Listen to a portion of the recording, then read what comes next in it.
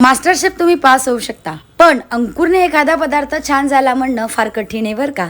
Hello everyone, मी काजल. आज द्वादशी निमित्त आमच्याकडे सवाष्ण ब्राह्मण जेवायला येणार आहे.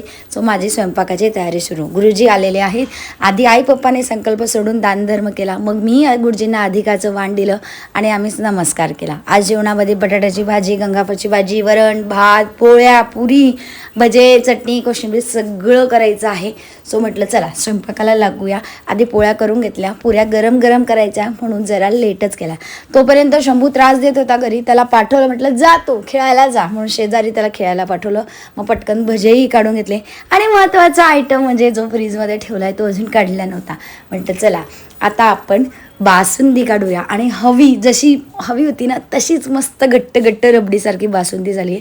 त्यानंतर पापडही तळून घेतले आणि पापड तळताना हातावर तेलच उडालं. हाताला चटका लागला आहे. सगळं नैवेद्याचं ताट वाढलं, देवाला दाखवलं, नैवेद्य दाखवला आणि मग सगळेजण जेवायला आले. सगळ्यांचे जेवणं झाले. या माणसाने मला बासुंदीमध्ये 10 पैकी 8च मार्क दिले. आता 2 कुठे गेले काय माहिती. भेटू पुढच्या ब्लॉगमध्ये. बाय.